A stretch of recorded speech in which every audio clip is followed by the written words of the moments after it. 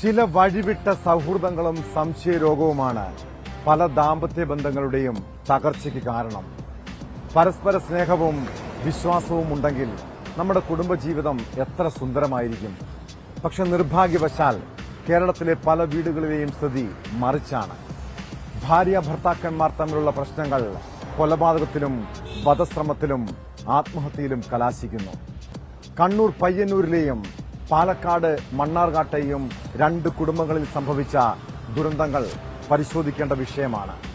പയ്യന്നൂരിൽ ഭാര്യയെയും മകനെയും വെട്ടിക്കൊലപ്പെടുത്താൻ ശ്രമിച്ച യുവാവ്, മണ്ണാർക്കാട്ടെ യുവ വനിതാ നേതാവിന്റെ ആത്മഹത്യ. എന്താണ് അവർക്ക് സംഭവിച്ചത്? വിശദമായി പരിശോധിക്കുകയാണ് പോലീസ് പട്രോൾ. സ്വാഗതം.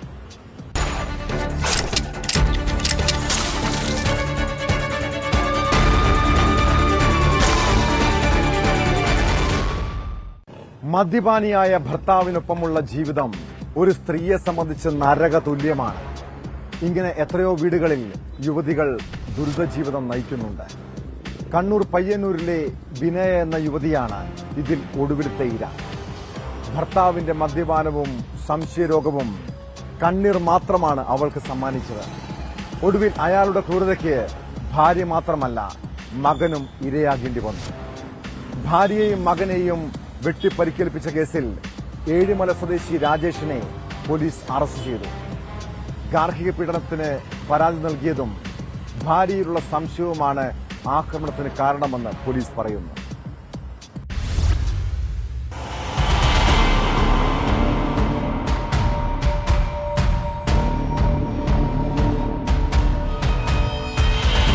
ഭാര്യയെയും മകനെയും വാക്കത്തികൊണ്ട് വെട്ടിപ്പരിക്കേൽപ്പിച്ച യുവാവിനെയാണ് പോലീസ് അറസ്റ്റ് ചെയ്തത്.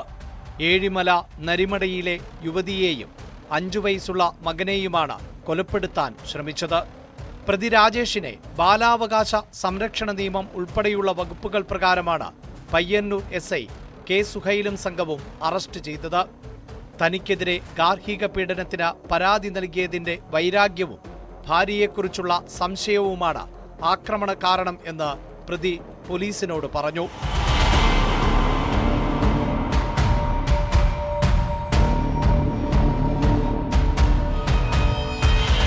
വാക്കേറ്റത്തിനിടെ ഭാര്യയെ തടഞ്ഞുവെച്ച രാജേഷ് വാക്കത്തികൊണ്ട് വെട്ടിപ്പരിക്കേൽപ്പിക്കുകയായിരുന്നു. ഇത് കണ്ട് കരഞ്ഞു നിലവിളിച്ചപ്പോഴാണ് മകനെയും കഴുത്തിനു വെട്ടി പരിക്കേൽപ്പിച്ചത്. ഇരുവരും പരിയാരത്തെ കണ്ണൂർ ഗവൺമെന്റ് മെഡിക്കൽ കോളേജ് ആശുപത്രിയിൽ തീവ്രപരിചരണ വിഭാഗത്തിൽ ചികിത്സയിലാണ്. ആശുപത്രിയിൽ കഴിയുന്ന യുവതിയിൽ നിന്ന് മൊഴിയെടുത്ത ശേഷമാണ് പോലീസ് കേസെടുത്ത് പ്രതിയെ അറസ്റ്റ് ചെയ്തത്. താനും മക്കളും പ്രതിയുടെ വീട്ടിൽ നിന്ന് മാറി താമസിക്കുന്നതിലുള്ള വിരോധത്തിൽ കൊല്ലാൻ കരുതിക്കുട്ടിയുള്ള ശ്രമമാണ് നടത്തിയത് എന്ന് യുവതി പോലീസിന് നൽകിയ മൊഴിയിൽ പറയുന്നു. സ്ഥിരം മദ്യപാനിയാണ് രാജേഷ്. കോടതിയിൽ ഹാജരാക്കിയ പ്രതിയെ റിമാൻഡ് ചെയ്തു. ന്യൂസ് 18 പയ്യന്നൂർ.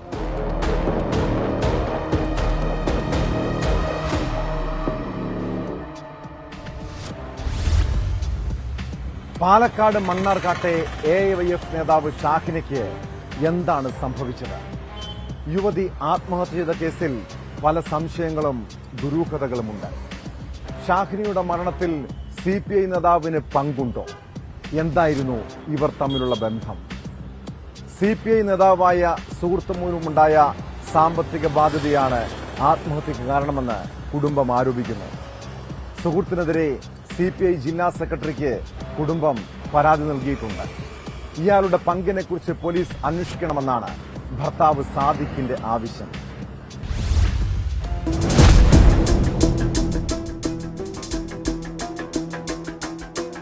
AIYF ജില്ലാ കമ്മിറ്റി അംഗവും മണ്ണാർക്കാട് മണ്ഡലം ജോയിന്റ് സെക്രട്ടറിയുമായിരുന്ന ഷാഹിനയെ തിങ്കളാഴ്ച രാവിലെയാണ് വടക്കുമണ്ണത്തെ വാടക വീട്ടിൽ തൂങ്ങിമരിച്ച നിലയിൽ കണ്ടെത്തിയത്. വീട്ടിൽ കഴിഞ്ഞ ദിവസം ഫോറൻസിക്, വിരലടയാള വിദഗ്ധർ എന്നിവർ ഉൾപ്പെട്ട സംഘം വിശദമായ പരിശോധന നടത്തി. ആത്മഹത്യയെന്നാണ് പോലീസ് നിഗമനം എങ്കിലും ഇതിന്റെ കാരണം എന്ത് എന്ന് വ്യക്തമല്ല.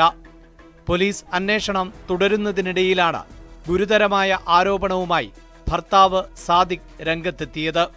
വിദേശത്തായിരുന്ന സാദിഖ് കഴിഞ്ഞ ദിവസമാണ് നാട്ടിൽ എത്തിയത്. മണ്ണാർക്കാട്ടെ CPI നേതാവായ ആൺ സുഹൃത്തിന്റെ അമിതമായ ഇടപെടലിലൂടെ ഷാഹിനയ്ക്ക് വലിയ സാമ്പത്തിക ബാധ്യത ഉണ്ടായിട്ടുണ്ടെന്ന് സാദിഖ് ആരോപിക്കുന്നു. തന്റെ കുടുംബസ്വത്ത് വിറ്റുകിട്ടിയ പണം ഉപയോഗിച്ചാണ് ബാധ്യത തീർത്തത്. ഇതിനുശേഷം വ്യക്തിഗത വായ്പയും എടുത്തിരുന്നു. സാമ്പത്തിക ബാധ്യതയാണ് ആത്മഹത്യക്ക് കാരണമെന്നും തങ്ങൾ തമ്മിലുള്ള പ്രശ്നം കാരണം ഷാഹിന ഒരിക്കലും ആത്മഹത്യ ചെയ്യില്ലെന്നും സാദിഖ് പറഞ്ഞു. സുരേഷ് കൈതച്ചിറ എന്ന് പറയുന്ന ആള് കൂടുതലായിട്ട് ഇവളുടെ കാര്യങ്ങൾ ഇടപെടൽ തുടങ്ങിയതിനു ശേഷം 2 വർഷമായിട്ട് ഞങ്ങൾ തമ്മിൽ പല സ്വരച്ചേർച്ചകളും അതുപോലെ എന്റെ കാര്യങ്ങളിൽ ഇടപെടാൻ പാടില്ല എന്നുള്ളൊരു വിഷയമൊക്കെ എന്നോട് അവതരിപ്പിച്ചിരുന്നു. അപ്പൊ ഞാനിത് പാർട്ടിയിലുള്ള ആളുകളുമായിട്ടും AIFന്റെ ആളുകളുമായിട്ടാണ് ഇവള് ഈ ഒരു പ്രവർത്തിച്ചുകൊണ്ടിരിക്കുന്നത്. അപ്പോ CPIന്റെ അപ്പൊ അതിലുള്ള ആളുകളായിട്ട് ഞാനിവിടെ ലോക്കൽ കമ്മിറ്റി അംഗങ്ങളായിട്ട് സംസാരിച്ചപ്പോഴും ഇവന് സുരേഷ് കൈതച്ചിറ അറിയുന്ന ആളുകള് കൂടുതലായിട്ട് ഇവളെ സാമ്പത്തികമായ വലിയൊരു ഇടപാടിലും അതുപോലെ ഇവളെ കൊണ്ടു നടക്കുന്ന ഒരു അവസ്ഥയും പല രൂപത്തിലും പലരും കൂട്ടത്തിലുള്ള ആളുകൾ തന്നെ എന്നോട് പറഞ്ഞിട്ടുണ്ട്. അപ്പൊ ആ ഒരു പ്രേരണ മുഖേന അതിൽ ഇവര് പിന്മാറുകയോ അതുപോലെ സാമ്പത്തികമായ എന്തോ ഒരു ഇടപാടിന്റെ ഒരു വലിയൊരു സാമ്പത്തിക ബാധ്യത കാരണമാണ്. സംഭവത്തിൽ 6 മാസം മുമ്പ് CPI ജില്ലാ സെക്രട്ടറിക്ക് പരാതി നൽകിയിരുന്നതായും സാദിഖ് പറഞ്ഞു. യുവതിയുടെ ആത്മഹത്യയെ തുടർന്ന് ഇയാൾ വീണ്ടും പരാതി നൽകിയിട്ടുണ്ട്. പോലീസിനും ഇത് സംബന്ധിച്ച് മൊഴി നൽകി. ഷാഹിനയുടെ ഫോൺ, ഡയറി എന്നിവ പോലീസ് കസ്റ്റഡിയിലെടുത്തിട്ടുണ്ട്. ഇവർ ജോലി ചെയ്തിരുന്ന വെളിച്ചെണ്ണ വിപണന സ്ഥാപനവുമായി ബന്ധപ്പെട്ടും വിവരങ്ങൾ ശേഖരിച്ചാണ് അന്വേഷണം പുരോഗമിക്കുന്നത്. ന്യൂസ് 18 പാലക്കാട്.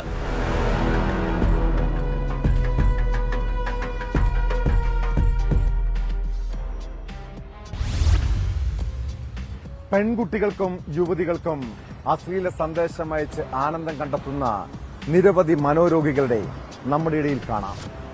അങ്ങനെ ഒരു വിരുദ്ധനാണ് കോഴിക്കോട് ഓമശ്ശേരി സ്വദേശി മിർഷാദ്. ഇയാളെക്കുറിച്ച് പോലീസ് പട്രോൾ നേരത്തെ വാർത്ത ചെയ്തതാണ്. ഇൻസ്റ്റഗ്രാമിലൂടെ അശ്ലീല സന്ദേശം അയച്ചത് ചോദ്യം ചെയ്ത യുവതിയെ ക്രൂരമായി മർദ്ദിച്ച കേസിൽ ഇയാൾ ഒളിവിലായിരുന്നു. ഇതോടെ ഏതു സമയവും ആക്രമണം ഉണ്ടാകാമെന്ന ഭീതിയിലായിരുന്നു ആ പെൺകുട്ടി. ഒടുവിൽ പ്രതി മിർഷാദിനെ പോലീസ് പിടികൂടിയിരിക്കുന്നു. കോടതിയിൽ ഹാജരാക്കിയ പ്രതിയെ റിമാൻഡ് ചെയ്തിട്ടുണ്ട്.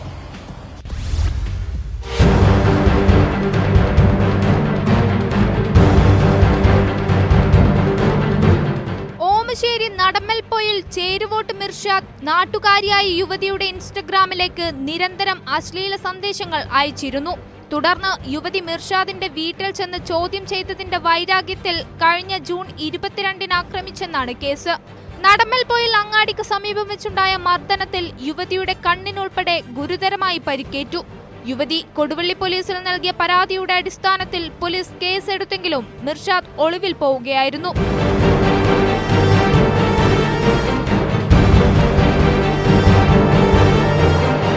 മിർഷാദ് നാട്ടിൽ തിരിച്ചെത്തിയതറിഞ്ഞ് പോലീസ് നടത്തിയ അന്വേഷണത്തിലാണ് പ്രതി പിടിയിലായത്. താമരശ്ശേരി കോടതിയിൽ ഹാജരാക്കിയ പ്രതിയെ റിമാൻഡ് ചെയ്തു. കൊടുവള്ളി ഇൻസ്പെക്ടർ KP അഭിലാഷിന്റെ നേതൃത്വത്തിലുള്ള പോലീസ് സംഘമാണ് പ്രതിയെ പിടികൂടിയത്.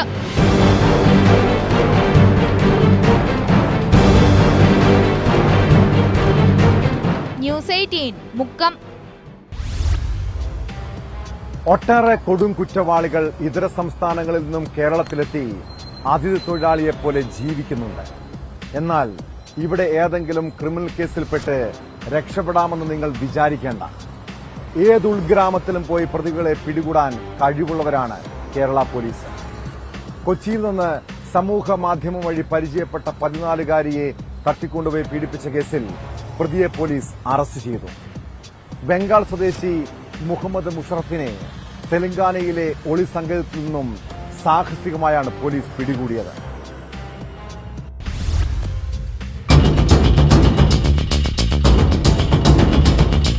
സമൂഹമാധ്യമം വഴിയാണ് 14-കാരിയായ ആസം സ്വദേശിനെ പ്രതി പരിചയപ്പെട്ടത്. വെസ്റ്റ് ബംഗാൾ രത്വ പർണാപൂർ സ്വദേശിയാണ് 20-കാരനായ മുഹമ്മദ് മുഷറഫ്. മൂന്നാറിൽ നിർമ്മാണ തൊഴിലാളിയായ ഇയാൾ പെൺകുട്ടിയുമായി സൌഹൃദത്തിലായ ശേഷം ട്രെയിനിൽ ബംഗാളിലേക്ക് കൊണ്ടുപോയി. അവിടെ വെച്ചാണ് പെൺകുട്ടി ലൈംഗിക പീഡനത്തിന് ഇരയായത്. പോലീസെത്തിയാണ് കുട്ടിയെ രക്ഷപ്പെടുത്തിയത്.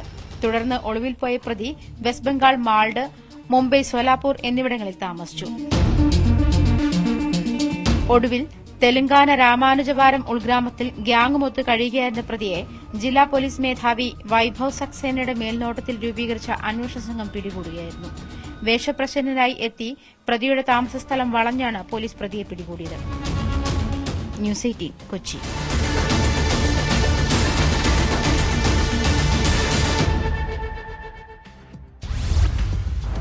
സ്കൂളുകളിൽ വിദ്യാർത്ഥികൾ തമ്മിലുണ്ടാകുന്ന ചെറിയ വഴക്കും പ്രശ്നങ്ങളുമൊക്കെ കുസൃതിയായാണ് നമ്മൾ കാണാറുള്ളത്. എന്നാൽ ഇപ്പോൾ വിദ്യാർത്ഥികൾ തമ്മിലുള്ള കയ്യാങ്കളി വലിയ സംഘർഷത്തിൽ കലാശിക്കുന്നതാണ് പതിവ് കാഴ്ച. കോഴിക്കോട് മുക്കം നീലേശ്വരം ഹൈസ്കൂളിൽ 9ാം ക്ലാസ്സിലെ വിദ്യാർത്ഥികളെ 10ാം ക്ലാസ്സുകാർ മർദ്ദിച്ചെന്ന് പരാതി. 3 വിദ്യാർത്ഥികൾക്ക് തലയ്ക്കും മൂക്കിനും ഗുരുതരമായി പരിക്കേറ്റു. അതേസമയം പരിക്കേറ്റ കുട്ടികളെ അധ്യാപകർ ആശുപത്രിയിൽ കൊണ്ടുപോയില്ലെന്ന് രക്ഷിതാക്കൾ ആരോപിക്കുന്നു.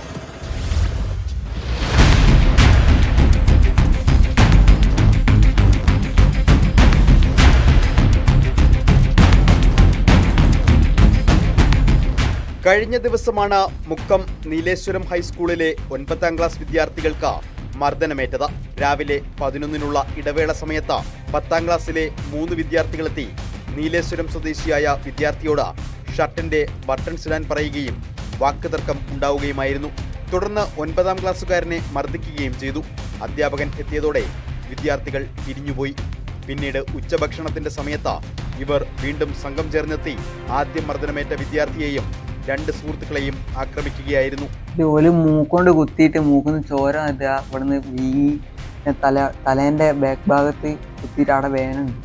ഒരു കുറെ ആൾക്കാരുണ്ട്, ഒരു ഗ്യാങ്ങായിട്ട് വന്നത്താ. ഓല് പറയണേ ഷൂസ് കിട്ടേനും കുടുക്ക കൂരിയേന് തല്ലുക, അങ്ങനെയൊക്കെ വെറുതെ ഓരോ കാരണങ്ങൾ കണ്ടുപിടിച്ചിട്ടല്ല. അധ്യാപകരോട് പറഞ്ഞപ്പോൾ ഓല് വീട്ടിൽ വിളിക്കണം എന്ന് പറഞ്ഞപ്പോൾ ഞാൻ പറഞ്ഞ അച്ഛൻ ഇങ്ങനെ ഡയാലിസിസ് ചെയ്യാൻ പോകുന്ന ആളാണ്, വിളിക്കേണ്ട പറഞ്ഞു. ഓല് ഹോസ്പിറ്റലിൽ കൊണ്ടുപോകണ കാര്യങ്ങളൊന്നും പറഞ്ഞില്ല. അത്ര തന്നെ. നേരത്തെയും നിസാര കാര്യങ്ങൾ പറഞ്ഞ് സീനിയർ വിദ്യാർത്ഥികൾ മർദ്ദിക്കാറുണ്ടെന്നാണ് പരാതി. കുടുക്കിടണോ അങ്ങനെയൊക്കെ പറഞ്ഞ് പിന്നെ ഇങ്ങനെ ഉന്തി കൈമ തല്ലി അങ്ങനെ തല്ലി ഓര് പോയി. പിന്നെ ഉച്ചക്ക് 1:30 ആകുമ്പോൾ പിന്നെ വന്ന് ഓരോന്ന് തല്ലി കളിച്ച് പിന്നെ ഒരു മൂലയിൽ പോയിട്ട് എല്ലാവരും കൂടി തല്ലി സാറ് വരുന്ന കണ്ട് ഓല് ഓടിപ്പോയി. 5 ആളും തല്ലും. പിന്നെ കുറെ ആൾക്കാർ ഓലുള്ള എല്ലാവരും കൂടി തല്ലി. 3 ആളെ തലന്റെ ഇവിടെയും ഈ ഭാഗത്തും ഈ സൈഡിലൊക്കെ മോയിച്ചിട്ടുണ്ട്. പിന്നെ കണ്ണിന്റെ ഇവിടെയും പിന്നെ ചെവിൻ്റെ ഇവിടെയൊക്കെ മുറിയുണ്ട്. ടീച്ചർ വിളിച്ചു ഈ പരീക്ഷ കഴിഞ്ഞു ഉച്ചക്ക് ശേഷം. അപ്പം ടീച്ചർ വിളിച്ച് സ്റ്റാഫ് റൂം വിളിച്ച് ചോദിച്ച് എന്താ പ്രശ്നം ഉണ്ടായിനൊക്കെ. പിന്നെ പുരയൊക്കെ വിളിച്ച് ഇപ്പം സ്കൂളിലേക്ക് വന്ന് അവൾ ആദ്യം വന്ന് ഇങ്ങനെ ഉന്തിയിട്ട് ഇങ്ങനെ പോയി. ഈ തല്ലലൊക്കെ ചെറുതായിട്ട് ഇന്നിപ്പോൾ എല്ലാവരും കൂടി വന്ന് തച്ചിന്നല്ലേ. പരിക്കേറ്റവരെ ആശുപത്രിയിലെത്തിക്കാൻ അധ്യാപകർ തയ്യാറായില്ലെന്ന് രക്ഷിതാക്കൾ ആരോപിച്ചു. രക്ഷിതാക്കൾ എത്തിയാണ് വിദ്യാർത്ഥികളെ ആശുപത്രിയിലെത്തിച്ചത്. സ്കൂളിൻ്റെ ഭാഗത്ത് വീഴ്ച എന്ന് പറഞ്ഞാൽ കുട്ടിക്ക് ഇങ്ങനെ ഈ 3 കുട്ടികളെ 20 വിദ്യാർത്ഥികളെ മർദ്ദിച്ച് അവശരാക്കിയതിന് ശേഷം കുട്ടിയെ നല്ല പരിക്കാണ്. അപ്പോൾ ഒരു അധ്യാപകനെ വിളിച്ച് പറഞ്ഞു ഇങ്ങനെ ഒരു അടിപിടി ഉണ്ടായിട്ടുണ്ട്, നിങ്ങൾ എവിടെയുള്ളതെന്ന് ചോദിച്ചു. ഞാൻ ഷോപ്പിലുള്ള കോഴിക്കോട് ആണ് എൻ്റെ ഷോപ്പ്. അവിടെ ഞാൻ വണ്ടി എടുത്ത് വന്ന് വൈഫിനെയും കൂട്ടിയിട്ട് നേരെ സ്കൂളിൽ എത്തിയ സമയത്ത് 20 വിദ്യാർത്ഥികളെ മാറ്റി നിർത്തിയിട്ട് ഈ അടി കിട്ടിയ 3 വിദ്യാർത്ഥികളെ മാറ്റി അധ്യാപകൻ സുഖം ചെയ്തുകൊണ്ടിരിക്കുകയാണ്. ഈ പരിക്ക് പറ്റിയ വിദ്യാർത്ഥികളെ ഹോസ്പിറ്റലിൽ എത്തിക്കാനോ ബാക്കിയുള്ള കാര്യങ്ങളൊന്നും സ്കൂളുകാർ ശ്രദ്ധിച്ചിട്ടില്ല. അവർ പറഞ്ഞ് കേസാക്കണേ കേസിന് മുമ്പ് കുട്ടി ആരോഗ്യം നോക്കേണ്ടത്. അവരെ പെട്ടെന്ന് ഹോസ്പിറ്റലിൽ എത്തിച്ചിട്ട് ഞങ്ങളെ വിളിക്കാൻ ഒരു മാന്യത ഉണ്ടായിരുന്നു. അതൊന്നും ഇല്ലാതെ ഈ 3 വിദ്യാർത്ഥികളെ മാറ്റി നിർത്തി ബാക്കി 20 വിദ്യാർത്ഥികളെ മാറ്റി നിർത്തി അധ്യാപകർ സംസാരിക്കുകയാണ്. ഇവരെ ഹോസ്പിറ്റലിൽ കൊണ്ടുള്ള യാതൊരു നിലപാടും സ്കൂളിൽ പറഞ്ഞിട്ടുണ്ടായിട്ടില്ല. മർദ്ദനമേറ്റ വിദ്യാർത്ഥികളുടെ രക്ഷിതാക്കൾ മുക്കം പോലീസിൽ പരാതി നൽകി. പോലീസ് എത്തി കുട്ടികളുടെ മൊഴിയെടുത്തിട്ടുണ്ട്. കുട്ടികൾ തമ്മിലുള്ള വാക്കുതർക്കത്തെ തുടർന്നാണ് സംഭവമെന്ന് സ്കൂൾ അധികൃതർ പറഞ്ഞു. സംഭവത്തിൽ പ്രധാനാധ്യാപികയും മുക്കം പോലീസിൽ പരാതി നൽകിയിട്ടുണ്ട്.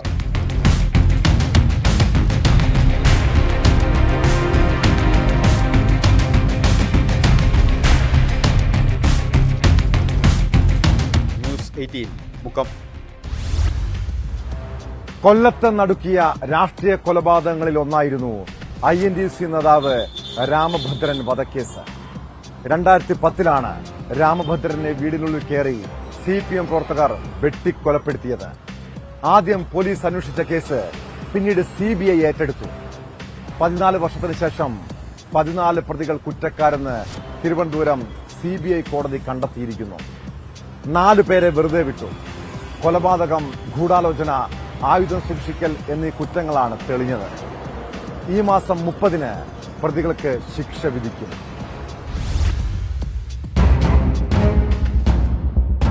2010 ഏപ്രിൽ 10-നാണ് വീടിനുള്ളിൽ കയറി രാമഭദ്രനെ വെട്ടിക്കൊലപ്പെടുത്തിയത്. വെറുതെ വിട്ട പ്രതികളിൽ ജയമോഹൻ CPM കൊല്ലം ജില്ലാ സെക്രട്ടേറിയറ്റ് അംഗമാണ്. അതേസമയം കൊല്ലം ജില്ലാ കമ്മിറ്റി അംഗം ബാബു പണിക്കർ കേസിൽ കുറ്റക്കാരനാണെന്ന് കോടതി കണ്ടെത്തി. പ്രതികൾക്ക് തിരുവനന്തപുരം CBI കോടതി ഈ മാസം 30-ന് ശിക്ഷ വിധിക്കും. 19 പ്രതികളുണ്ടായിരുന്ന കേസിൽ ഒരു പ്രതി മരിച്ചിരുന്നു. INTUC ഏരൂർ മണ്ഡലം വൈസ് പ്രസിഡന്റായിരുന്ന രാമഭദ്രനോടുള്ള രാഷ്ട്രീയ വൈരാഗ്യമായിരുന്നു കൊലപാതകത്തിന് പിന്നിൽ. മക്കൾക്കൊപ്പം ആഹാരം കഴിച്ചുകൊണ്ടിരുന്നപ്പോഴാണ് രാമഭദ്രനെ വെട്ടിക്കൊലപ്പെടുത്തിയത്. ആദ്യം ലോക്കൽ പോലീസും പിന്നീട് ക്രൈംബ്രാഞ്ചും കേസന്വേഷിച്ചു. രാമഭദ്രന്റെ ഭാര്യ ഹൈക്കോടതിയെ സമീപിച്ചതോടെയാണ് അന്വേഷണം CBIക്ക് കൈമാറിയത്. കൊലപാതകത്തിൽ നേരിട്ട് പങ്കാളികളായവർക്ക് പുറമെ ഗൂഢാലോചനയ്ക്കും പ്രതികളെ രക്ഷിക്കാൻ ശ്രമിച്ചതിനുമാണ് CPM നേതാക്കളെ പ്രതികളാക്കിയത്. കൊല്ലം ജില്ലാ സെക്രട്ടേറിയറ്റ് അംഗമായ ജയമോഹൻ, മുൻ Anchal area committee secretary PS Suman, ജില്ലാ കമ്മിറ്റി അംഗം ബാബു പണിക്കർ എന്നിവരുൾപ്പെടെയാണ് പ്രതി ചേർക്കപ്പെട്ടത്. മുൻമന്ത്രി J മേഴ്സിക്കുട്ടിയമ്മയുടെ പേഴ്സണൽ സ്റ്റാഫ് അംഗമായ മാർക്സണും പ്രതിയായി. 2019-ലാണ് CBI കുറ്റപത്രം നൽകിയത്. 126 സാക്ഷികളുണ്ടായിരുന്ന കേസിൽ CPM പ്രവർത്തകരായ സാക്ഷികൾ കൂറുമാറി.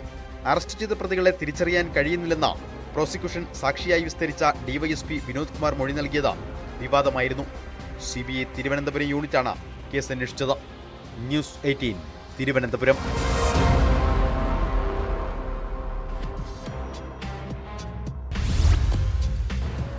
കേരളത്തിൽ നിന്ന് വിദേശത്ത് ജോലി തേടിപ്പോയി തട്ടിപ്പിനിരകളാകുന്ന ഒട്ടേറെ ചെറുപ്പക്കാരുണ്ട്.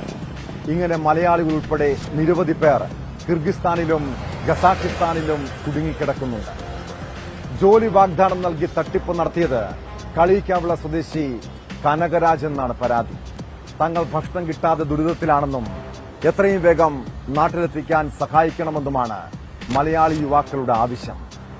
കിർഗിസ്ഥാനിൽ എത്തിയ ചിലരെ പണത്തിനു വേണ്ടി വിറ്റുവെന്നും പരാതിയുണ്ട്. ഇവരുടെ കുടുംബങ്ങളും വലിയ ആശങ്കയിലാണ്.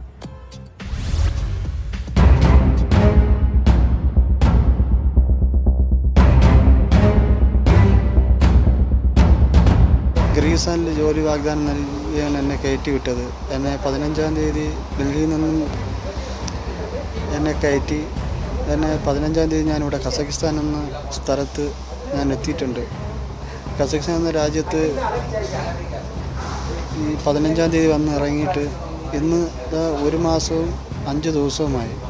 ഇതുവരയ്ക്കും അവർ യാതൊരുവിധ നടപടി എടുക്കുകയോ നമ്മളെ ജോലിക്ക് കൊണ്ടുപോവുകയോ ചെയ്തിട്ടില്ല. എൻ്റെ ഒപ്പം വന്ന ഒത്തിരി ആൾക്കാർ ഇവിടെ ഉണ്ട്.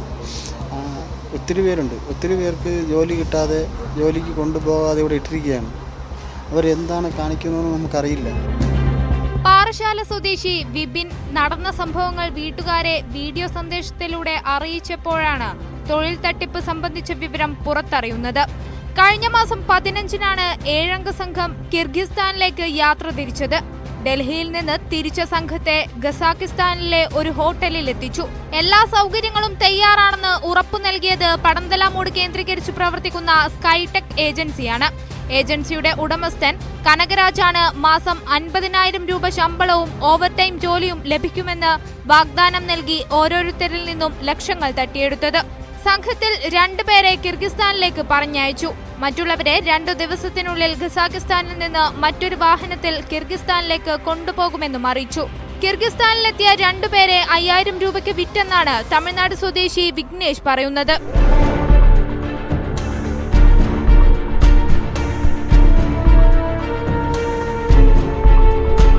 14 ദിവസത്തേക്ക് കിർഗിസ്ഥാനിൽ താമസിക്കാനുള്ള വിസ മാത്രമാണ് മറ്റ് 5 പേർക്കുണ്ടായിരുന്നത്.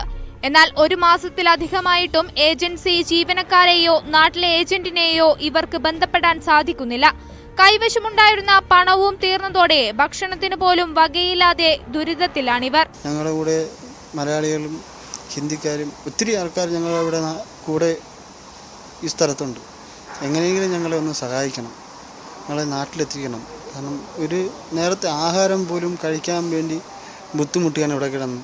2-3 ദിവസം ഞങ്ങൾ വെള്ളം മാത്രം കുടിച്ച് അങ്ങനത്തെ ഒരവസ്ഥയിലാണ് ഇവിടെ ഞങ്ങൾ കിടക്കുന്നത്. എങ്ങനെയും ഞങ്ങളെ ഒന്ന് നാട്ടിലെത്തിക്കാൻ വേണ്ടി എത്രയും പെട്ടെന്ന് എല്ലാ അധികാരികളിലും നോക്കി ഇത് എത്തിക്കണം, നിങ്ങളൊന്ന് സഹായിക്കണം. ആ ഒരു അവസ്ഥയിലാണ് ഞങ്ങൾ. ഏജൻസിക്കെതിരെ പരാതി നൽകിയിട്ടും തമിഴ്നാട് പോലീസ് നടപടി സ്വീകരിക്കുന്നില്ലെന്നാണ് ആക്ഷേപം. ന്യൂസ് 18 തിരുവനന്തപുരം.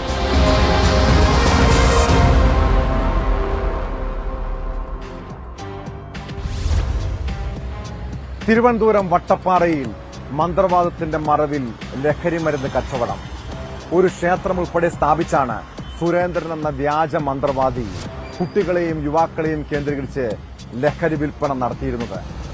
കേസിൽ വട്ടപ്പാറ സ്വദേശി സുരേന്ദ്രനെ പോലീസും ഡാൻസ് ഓഫ് ടീമും ചേർന്ന് പിടികൂടി. പ്രതിയുടെ വീട്ടിൽ നടത്തിയ പരിശോധനയിൽ കഞ്ചാവും MDMAയും പിടിച്ചെടുത്തിട്ടുണ്ട്.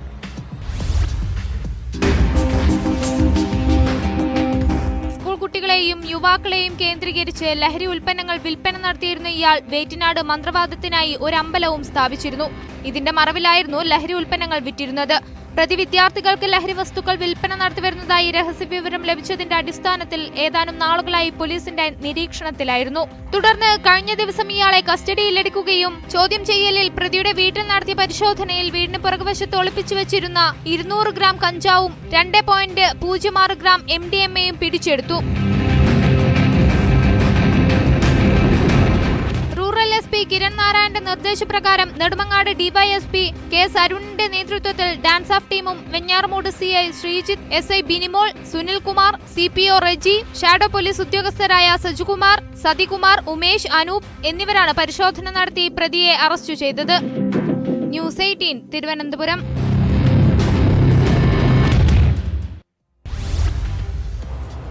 കൊച്ചിൻ കോർപ്പറേഷനിലെ വനിതാ കൌൺസിലർക്കെതിരായ ഗുരുതര ആരോപണമാണ് പോലീസ് പെട്രോൾ ഇനി പരിശോധിക്കുന്നത്. കൈക്കൂലിയായി വൻതുക ആവശ്യപ്പെട്ട് കൌൺസിലർ സുനിത ഡിക്സൺ ഇത് നൽകാത്തതിനെ തുടർന്ന് ഹോട്ടൽ പൂട്ടിക്കാൻ ശ്രമിച്ചുവെന്ന പരാതി.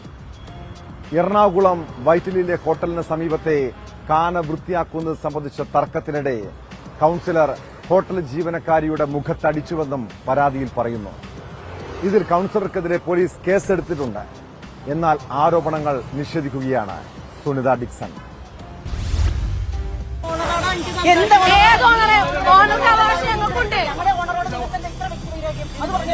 അല്ല ചെയ്യണത് കേട്ടോ. നിങ്ങൾ ശരിക്കും ഞങ്ങളുടെ MD തീർക്കണത് എന്തുകൊണ്ടാണെന്നറിയോ? നിങ്ങളെക്കാളും കൂടുതൽ താമസിച്ച ആൾക്കാരാണ് എന്താന്നോ? എറണാകുളം വൈറ്റിലയിൽ കഴിഞ്ഞ ദിവസമാണ് നാടകീയ സംഭവങ്ങൾ അരങ്ങേറുന്നത്. വൈറ്റില ജംഗ്ഷനിലുള്ള ഹോട്ടലിന് സമീപത്തെ കാന വൃത്തിയാക്കാനെത്തിയ കൌൺസിലറും നടപടികൾ എന്തിനെന്ന് ചോദിച്ച ഹോട്ടൽ ജീവനക്കാരും തമ്മിലുള്ള തർക്കമാണ് പ്രശ്നങ്ങൾക്ക് തുടക്കമിട്ടത്. രംഗങ്ങൾ ചിത്രീകരിച്ച ഹോട്ടൽ ജീവനക്കാരിയുടെ കൈ കൌൺസിലർ പിടിച്ച് തിരിച്ചുവെന്നും വിരലൊടിഞ്ഞുവെന്നും പരാതിയുണ്ട്. ഞങ്ങളെല്ലാവരും വീഡിയോസും ഫോട്ടോസും എടുക്കുന്ന ടൈമിൽ ഞാൻ പറഞ്ഞു എടുക്കാൻ പറ്റൂല എന്ന് ഞാൻ പറഞ്ഞു. അല്ലാതെ ഞാൻ എൻ്റെ ഫോണിൽ എടുക്കണേ എന്നെ എടി ബോഡി വിളിച്ചിട്ടുണ്ട്. ഒരു കൌൺസിലർ വിളിക്കേണ്ട ചോദ്യമാണ് എടി ബോഡി ഒന്നും. അതൊന്നും ഒരിക്കലും ഇതിൽ പെട്ടതല്ലല്ലോ. അപ്പം ഞാൻ പറഞ്ഞു മാഡം നിങ്ങളൊരു കൗൺസിലറല്ല, റെസ്പെക്റ്റോട് വിളിക്കാറോ, നീ ഏതടി, എനിക്ക് ഇവിടുത്തെ മാനേജറോട് സംസാരിച്ചാൽ മതിയായിരുന്നു. പിന്നെ പറഞ്ഞു മാനേജറോടല്ല ഓണറോടല്ല ഞങ്ങളവിടെ സംസാരിക്കേണ്ടത്, ഞങ്ങൾ കാര്യം പറഞ്ഞു. അപ്പം ഞാൻ എൻ്റെ ഫോണിലാണ് വീഡിയോ പകർത്തിയത്. ആ പകർത്തിനടിയിൽ എൻ്റെ മോന്തൊക്കെ ഒരൊറ്റ അടി അടിച്ചിട്ടുണ്ട്. എന്നെ അടിച്ചിട്ടുണ്ട്, എൻ്റെ ഫോൺ താഴെ വീടും, എൻ്റെ കൈ വെച്ചിട്ടുണ്ട്. എനിക്കെൻ്റെ കൈ കൊണ്ട് തീരെ വയ്യാത്തൊരവസ്ഥ വന്നിട്ടുണ്ട്. കൌൺസിലർ സുനിത ഡിക്സണെതിരെയും ഹോട്ടൽ ജീവനക്കാർ ഗുരുതര ആരോപണമാണ് ഉയർത്തുന്നത്. പലതവണയായി ഇവിടെ നിന്ന് പണം വാങ്ങിയിട്ടുണ്ടെന്നും വലിയൊരു തുക ചോദിച്ചപ്പോൾ നൽകാത്തതുകൊണ്ടാണ് ഇപ്പോൾ കാനയുടെ പ്രശ്നം പറഞ്ഞ് ഹോട്ടൽ പൂട്ടിക്കാനെത്തുന്നതെന്നും ഇവർ പറയുന്നു. ഇടക്കിടക്കിടക്ക് വന്ന് പിരിവ്, ആദ്യമൊക്കെ പിരിവ് കൊടുക്കുമ്പോഴത്തേക്ക് കുഴപ്പമുണ്ടായില്ല.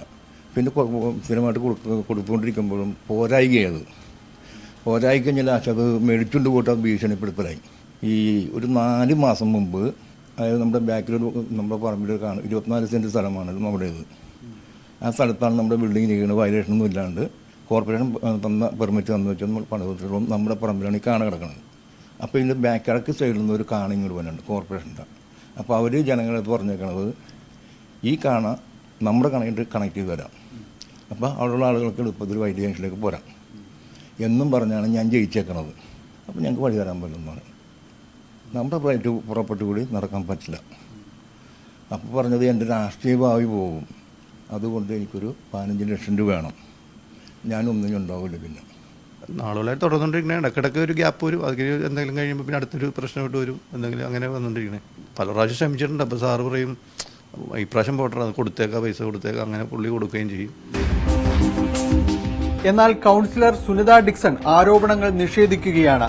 വെള്ളക്കെട്ട് പരിഹരിക്കാനാണ് താൻ ശ്രമിച്ചതെന്നും ആരോപണങ്ങൾക്ക് തെളിവുണ്ടെങ്കിൽ പരാതി നൽകട്ടെ എന്നും അവർ പറയുന്നു. ഞാൻ ലക്ഷങ്ങൾ മേടിക്കണമെങ്കിൽ അവർ തെളിയിച്ചോട്ടെ, അത് അവരുടെ ഉത്തരവാദിത്തം. എനിക്ക് അതിൽ ഇടപെടേണ്ട ആവശ്യമില്ല. അവർക്ക് എന്തും പറയാം. ഇപ്പൊ അവര് തല്ലിയെന്നാണോ പറഞ്ഞു, അതേപോലെ ഇതും അവര് ഇതുണ്ടെങ്കിൽ തെളിവോടുകൂടി കോടതിയിൽ കാണിച്ചോട്ടെ, എവിടെയാന്ന് വെച്ചാൽ കാണിച്ചോട്ടെ, എനിക്ക് അതിൽ പ്രശ്നമില്ല. RSPB അംഗമായ സുനിത ഡിക്സൺ കൌൺസിലിൽ UDFന്റെ ഭാഗമാണെങ്കിലും ധാരണയനുസരിച്ച് സ്റ്റാൻഡിംഗ് കമ്മിറ്റി ചെയർമാൻ സ്ഥാനം രാജിവെച്ചിരുന്നില്ല. വിപ്പ് ലംഘനം ചൂണ്ടിക്കാട്ടി UDF തന്നെ കോടതി കയറിയപ്പോഴാണ് ഇവർ ചെയർമാൻ സ്ഥാനം രാജിവെക്കാൻ തന്നെ തയ്യാറായത്. അതുകൊണ്ടുതന്നെ ഇപ്പോഴുള്ള സംഭവത്തിൽ ഇവരെ UDF പിന്തുണയ്ക്കുന്നില്ല എന്നാണ് വിവരം. ന്യൂസ് 18 കൊച്ചി.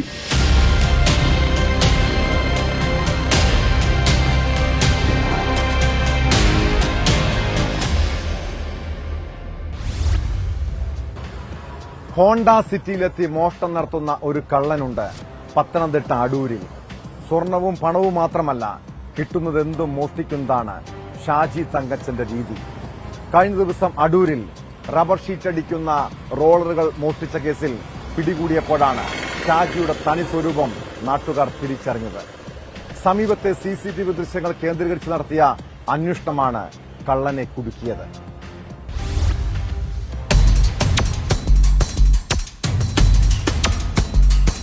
അടൂർ ഏറത്ത് തുവയൂർ വടക്ക് ലക്ഷ്മി ഭവനത്തിൽ ഗോപാലകൃഷ്ണന്റെ ഉടമസ്ഥയിലുള്ള 3 റബ്ബർ റോളറുകളാണ് പ്രതി ഷാജി തങ്കച്ചൻ മോഷ്ടിച്ചത്. സമീപത്തെ CCTV ദൃശ്യങ്ങൾ കേന്ദ്രീകരിച്ച് നടത്തിയ അന്വേഷണത്തിൽ മോഷ്ടാവ് വെള്ള ഹോണ്ട സിറ്റി കാറിലെത്തിയാണ് റോളർ മോഷ്ടിച്ചതെന്ന് കണ്ടെത്തി. കാറിന്റെ ഉടമസ്ഥനെ തിരിച്ചറിഞ്ഞതോടെയാണ് പ്രതി പിടിയിലായത്. തുടർന്ന് നടത്തിയ അന്വേഷണത്തിൽ നൂർനാടുള്ള ആക്രിക്കടയിൽ നിന്നും റോളറുകൾ കണ്ടെത്തി. പ്രതിയുടെ വടക്കെടുത്തുകാവുള്ള വീട്ടുമുറ്റത്ത് നിന്നും കാറും പോലീസ് കസ്റ്റഡിയെടുത്തു. SI T സുൽകുമാറിന്റെ നേതൃത്വത്തിലുള്ള പോലീസ് സംഘം നടത്തിയ അന്വേഷണത്തിലാണ് മോഷ്ടാവിനെ പിടികൂടിയത്. കോടതിയിൽ ഹാജരാക്കിയ പ്രതിയെ റിമാൻഡ് ചെയ്തു. ന്യൂസ് 18 പത്തനംതിട്ട.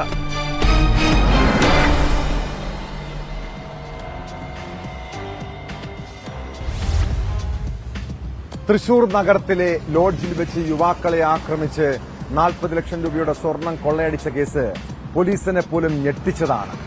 കേസിൽ പ്രതികൾക്കായി അന്വേഷണം ഊർജിതമാക്കിയിരിക്കുകയാണ് പോലീസ്. ലോഡ്ജിലേക്ക് വിളിച്ചു വരുത്തിയ ശേഷം സ്വർണ്ണ തൊഴിലാളികളായ യുവാക്കളെ കുത്തി പരിക്കേൽപ്പിക്കുകയായിരുന്നു. കേസിൽ ഒരു പ്രതി നേരത്തെ പിടിയിലായി. തൃശൂർ കേന്ദ്രീകരിച്ചുള്ള വൻ കവർച്ചാ സംഘമാണ് ഇതിന് പിന്നിലെന്നാണ് സൂചന.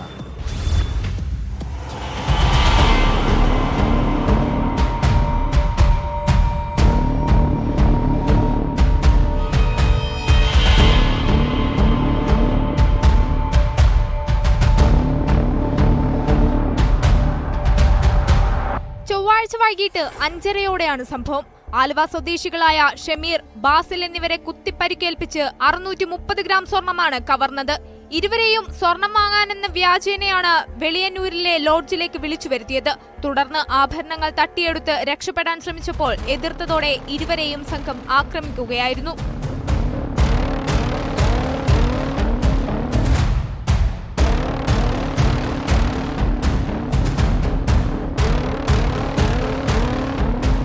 സംഭവത്തിൽ യുവാക്കളുടെ പരാതിയിൽ ആക്രമികളിൽ ഒരാളെ പോലീസ് കസ്റ്റഡിയിലെടുത്തു. തിരുവനന്തപുരം സ്വദേശി രഞ്ജിത്താണ് പിടിയിലായത്.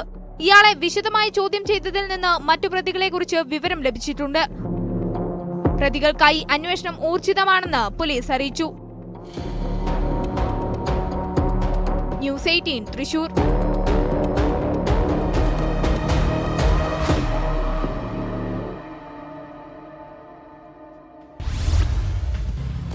തീക്കട്ടയിൽ ഉറുമ്പരിച്ചാലുള്ള സ്ഥിതി എന്താണ്?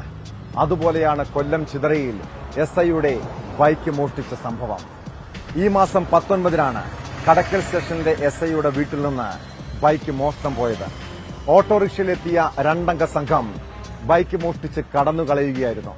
പിന്നീട് SI ചിതറ പോലീസിൽ പരാതി നൽകിയതിനെ തുടർന്ന് അന്വേഷണത്തിൽ ഒരാൾ പിടിയിലായിട്ടുണ്ട്. കിളിമാനൂർ സ്വദേശി സുജിനാണ് അറസ്റ്റിലായത്. ഒന്നാം പ്രതിയെക്കുറിച്ചുള്ള വിവരം പോലീസിന് ലഭ്യമായിട്ടുണ്ട്. മോഷ്ടിക്കുന്ന ബൈക്കുകൾ തമിഴ്നാട്ടിലെത്തിച്ച് പൊളിച്ചു വിൽക്കുന്നതാണ് ഇവരുടെ രീതി. ഇതുപോലെ നാട്ടിൽ കറങ്ങി നടക്കുന്ന കവർച്ചാ സംഘങ്ങളെ പിടികൂടാൻ പോലീസ് ശക്തമായ നടപടി സ്വീകരിക്കണം. ഇതോടെ ഇന്നത്തെ പോലീസ് പെട്രോൾ പൂർണ്ണമാകുന്നു. നമസ്കാരം.